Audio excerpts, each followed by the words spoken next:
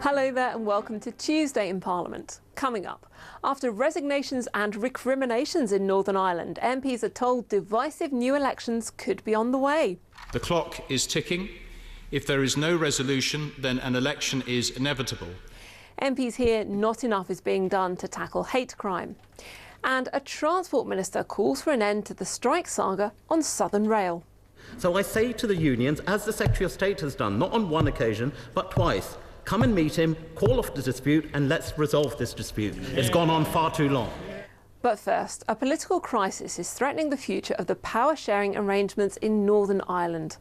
On Monday night, Sinn Féin's Martin McGuinness resigned as Deputy First Minister and, in effect, brought down the devolved administration at Stormont because his decision meant the First Minister, Arlene Foster, of the Democratic Unionist Party, could no longer stay in her role. The Northern Ireland Secretary came to the Commons. As things stand, therefore, an early Assembly election looks highly likely. I should add that once an election has been held, the rules state that the Assembly must meet again within 1 week, with a further 2-week period to form a new executive. Should this not be achieved then, as things currently stand, I am obliged to call another election. So, Right Honourable and Honourable Members should be in no doubt. The situation we face in Northern Ireland today is grave, and the Government treats it with the utmost seriousness. Martin McGuinness resigned after Arlene Foster refused to temporarily step aside during an investigation into her handling of a controversial green energy scheme, which could end up costing taxpayers almost £500 million. Businesses and other non-domestic users were offered a financial incentive to install renewable heat systems on their premises. The scheme was finally shut down to new applicants in February last year, when it became clear that the lack of an upper limit on payments, unlike the GB equivalent, meant the scheme was open to serious abuse. He said there needed to be an inquiry into the scheme, known as RHI, as soon as possible. While the RHI might have been the catalyst for the situation we now face, it has, however, expressed a number of deeper tensions in the relationship between the parties within the Northern Ireland Executive. This has led to a breakdown in the trust and cooperation that is necessary for the power-sharing institutions to function effectively. The clock is ticking. If there is no resolution, then an election is inevitable, despite the widely held view that this election may deepen divisions and threaten the continuity of the devolved institutions. He said Northern Ireland's politicians had won international plaudits for overcoming differences and working together, and that had required courage and risk. Political stability had been hard gained and should not be lightly thrown away. Labour said it would support the minister's efforts to keep stability in Northern Ireland. With so much at stake, not least the institutions themselves, surely it's time for moderation. Lines in the sand are not what are needed. I do not believe, from the feedback we're getting from the people on the ground in Northern Ireland, that the population wants an election, let alone one so soon. Is it really what the people want? It should be possible to come up with a rigorous, transparent and comprehensive way to investigate the overspend of the RHI, which doesn't have to involve the breakup of the coalition or an early election or the First Minister standing down. The DUP accused Sinn Féin of having its own agenda. We share the deep regret at the highly irresponsible decision of Sinn Féin to single-handedly cause the collapse of the present executive and precipitate what the Secretary of State has rightly called this threat to the continuity of the devolved institutions. And it's clear from what Sinn Féin have said in the resignation letter, it's not about RHI, because had this continued, we would have had the investigation and proposals to mitigate costs, but it's because, according to them, they're not getting their own way in a whole series of demands, including rewriting the past and putting more soldiers and security forces in the dock. Fundamental to the political institutions in Northern Ireland, where the principles of power sharing, partnership and respect for political difference. In the last number of weeks, we have seen the disappearing and the withering away of the principle of power sharing. Yeah, you walked away from it. You walked away from it. You walked out of it. Will the Secretary of State ensure in his discussions with political parties in Northern Ireland that those principles are adhered to and that everybody comes back to the principle of power sharing? I think the important part of the political settlement within Northern Ireland is that fact that it works for all communities across Northern Ireland. James Brokenshire. Some schools and police forces have been turning a blind eye to hate crime, MPs have been told. Representatives of the Polish community in the UK told the Home Affairs Committee that there was an explosion of incidents after the vote to leave the European Union. In one incident, a few days after the referendum, xenophobic graffiti was scrawled on the doors of a Polish community centre in London. We at the Polish Centre, as you may be aware, experienced an example of it in that we had this graffiti across the front of our building, which was definitely a first for us. You know, we'd never had anything like that in the centre. We're very much part of the local community. So that was a big shock to us and to the staff and to people who come to the Polish Centre. I would like to say that, and again, you may be aware that we had the most amazing outpouring of response from the community, British community, you know, masses of flowers and messages and cards and so on, which was really, really nice for us. But she had further examples of hate crime. Lots of people who come to our centre do tell us about. Some of it is quite casual, you know, a waitress in a cafe who'll be told, why haven't you packed your bags and gone home? That sort of thing. Quite a lot in schools to children, you know, where presumably hear it from home, oh, you know, you should be going home now. We had bad cases of abuse in the workplace where, for example, in one of the local councils in South England, a Polish citizen, Polish worker of that council was abused on the night of count votes. She was in the vote counting committee, and she was told essentially that in this situation she would need to pack and go away finally.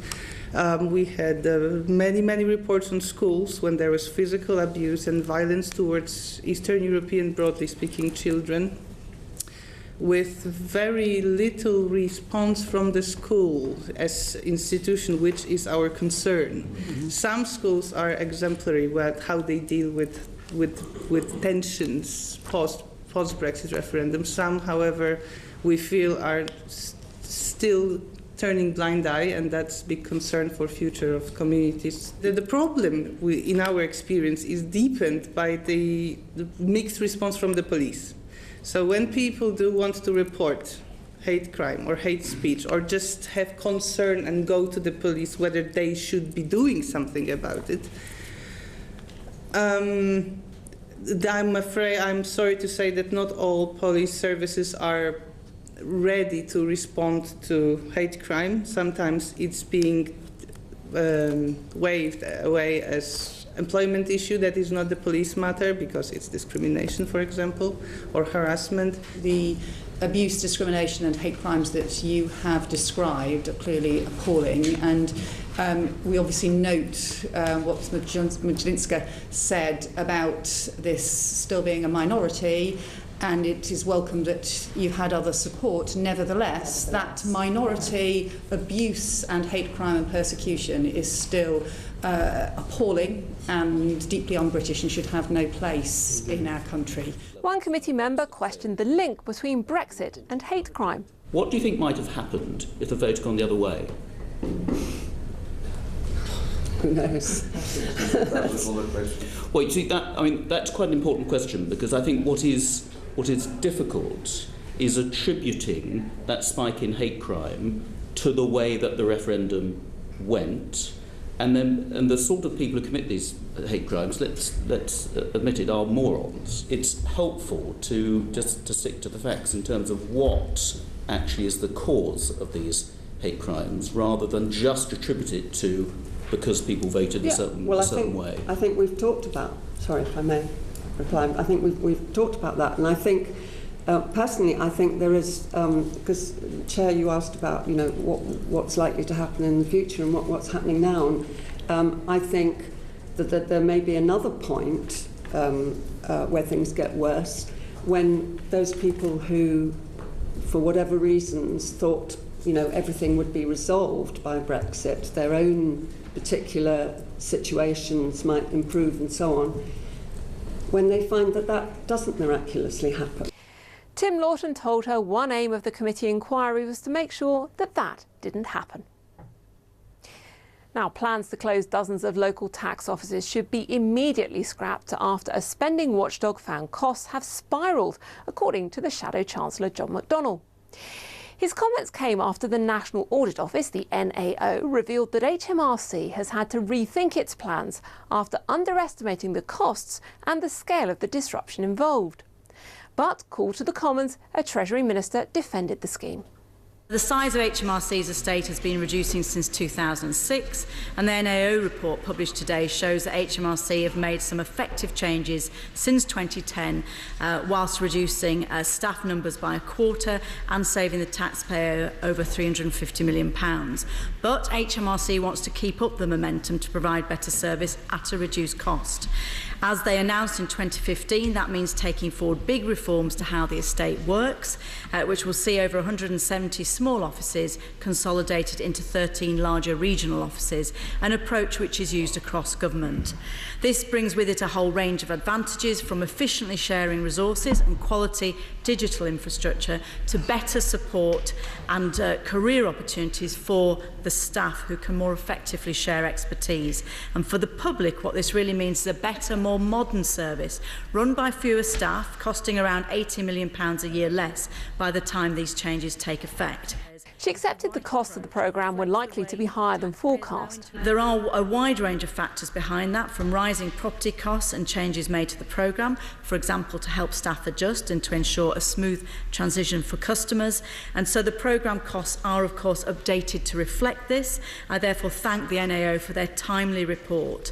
But this strategy to modernise the service HMRC provides to taxpayers is the right approach and reflects the way taxpayers now interact with it. It's a plan to say goodbye to the days of manual processing of tasks that can be done more easily with today's technology. But Labour argued the real situation was much worse. In reality, Mr Speaker, the report is damning of the government's plans to close 170 offices. We've warned consistently on this side that the government's proposals will have a detrimental impact on HMRC's ability to provide advice and also to tackle tax evasion and tax avoidance. The NAO reports confirmed our fears. First of all, it calls the original office closure plan unrealistic. The estimates of the costs of the move increased by 22%, £600 million extra. It forecasts a further 5,000 job losses. It finds that the costs of redundancy and travel have tripled from 17 million to 54 million. And it says HMRC can't demonstrate how its services can be improved. And it hasn't even produced a clear programme business case for the planned closures. As we predicted, this is an emerging disaster. Given how clear and stark the warnings actually are, would it not simply make more sense to pause this, rip it up and start again? Minister. No, I don't think that's right. I really can't agree with that, because the reasons that are driving this programme, the reasons that we want to transform HMRC into the most modern digital tax authority in the world, all still stand. And it is right that, of course, in any major programme, and there are a number of them running at the same time, we've always been open, this is an ambitious transformation programme. And it is right that it is looked at regularly, and of course HMRC will respond in detail to the NAO's report. But the principle that drives it stands absolutely good for all the reasons I've talked about. Better for customers, better for staff, better for the taxpayer. Jane Ellison. You're watching Tuesday in Parliament with me, Alicia McCarthy.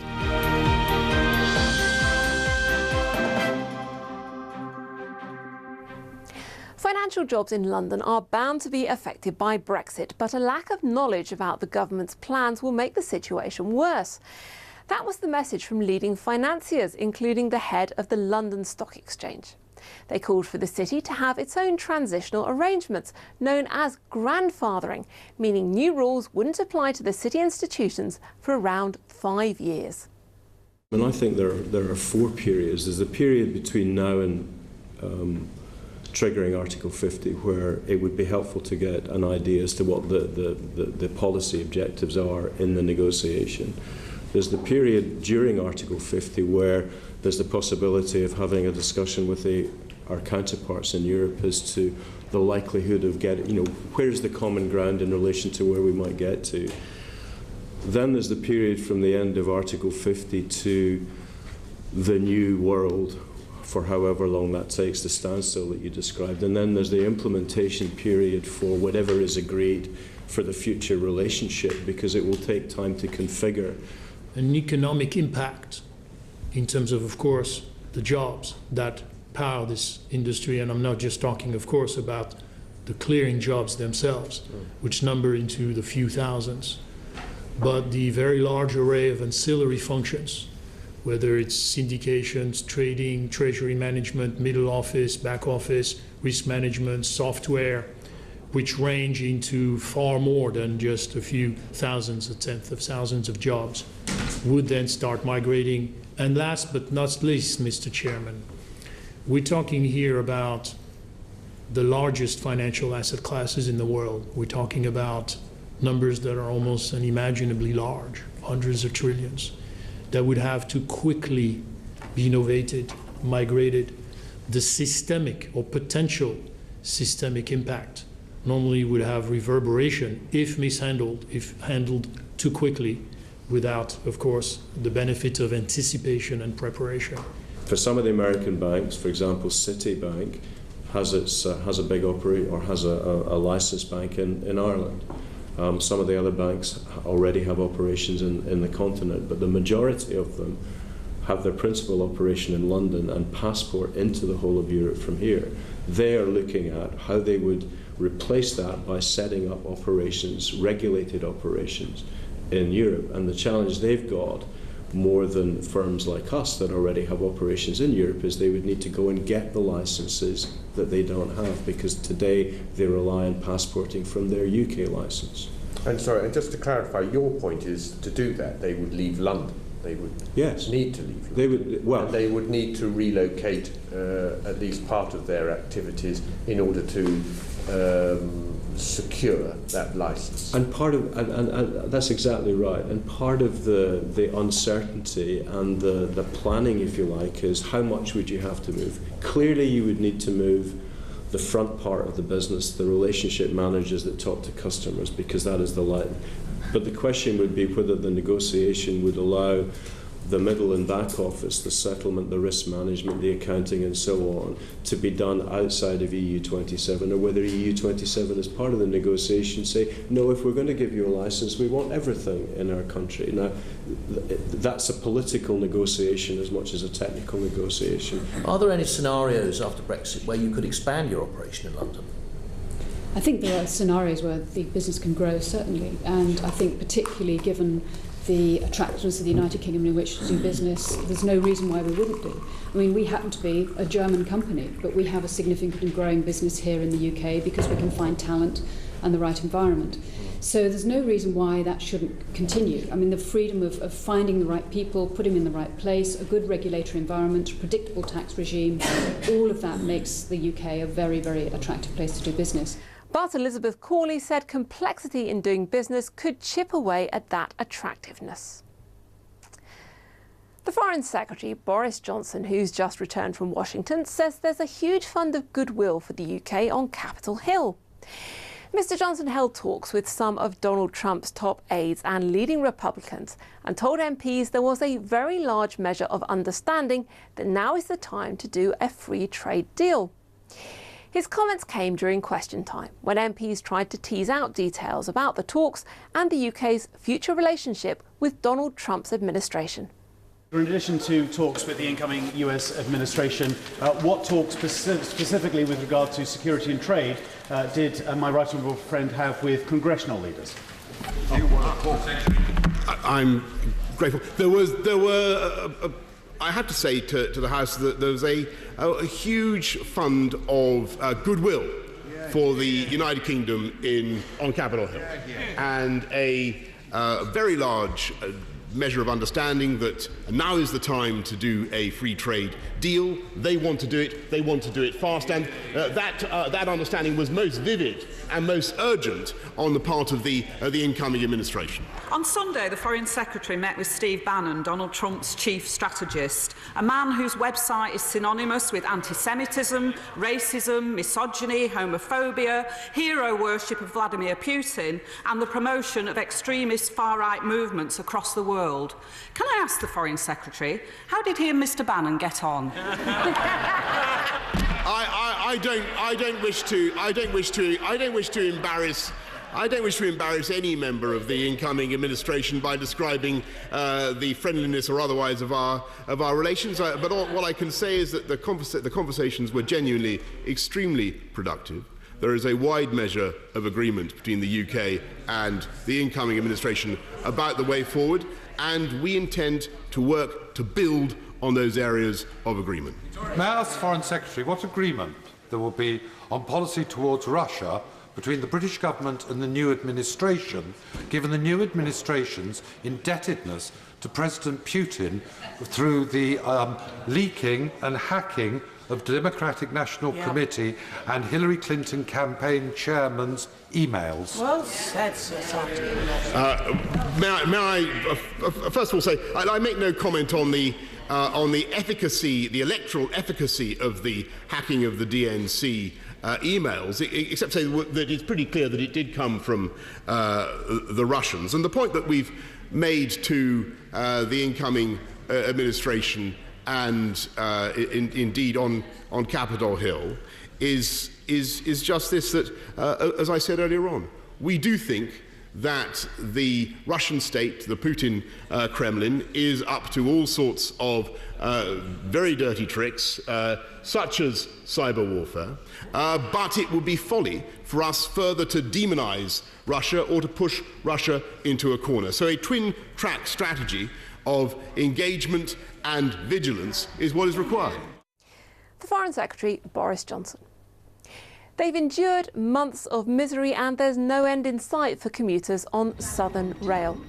The latest action by staff hit on Tuesday, with more scheduled for later this week. Southern wants to bring in driver-only operated trains where the driver, rather than the conductor, opens and closes the doors. But unions have safety fears, and so far there's little sign of an agreement between Southern or its parent company Govia and the unions. Months of action have led to reports of commuter misery and even of job losses as people fail to get to work. In the Lords, one peer had clearly had enough. There's chaos on our railways, and it's estimated that the Southern dispute alone has cost the government £65 million and counting, with huge costs, of course, to the economy as a whole. But it's the passengers who are taking the real pain on this, with their daily struggle to get to work.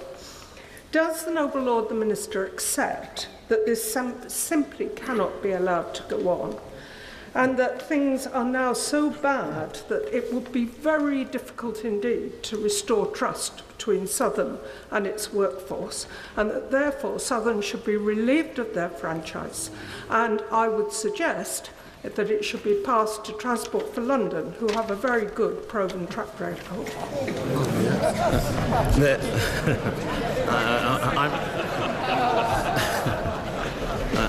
I'm sure the noble lady can read into the reaction of your lordship's house on her final comment. But let's put this dispute into context.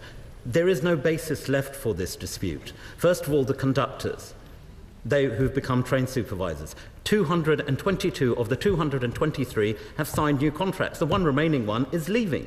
So that's 100% compliance. As far as the drivers are concerned, they were concerned, rightly, as we all are, about safety on the railways. Well, the Office of Rail and Road, the actual independent office, has adjudicated that driver-only operated trains are safe, yes, in the context of the Southern network. They put out a report on the 5th of January. So I say to the unions, as the Secretary of State has done, not on one occasion, but twice, come and meet him, call off the dispute, and let's resolve this dispute. It's gone on far too long. could the Noble Lord the Minister say what financial penalties have so far been incurred by the train operator Govia as a result of first, poor performance, and second, days of industrial action? Because if no financial penalties have been incurred by the operator, then what is the incentive first for the train operator to address issues of poor performance, and second, to resolve the current industrial relations issues if neither matter is affecting them financially? As I've said, the government has stood behind the particular company in ensuring that it can provide compensation where necessary, and we've called and implored upon both the franchisee and the unions to come together to resolve this dispute. The Transport Minister, Lord Ahmed. And that's it from me for now. But do join me at the same time tomorrow for another roundup of the best of the day here at Westminster, including the highlights from Prime Minister's questions. But until then, from me, Alicia McCarthy, goodbye.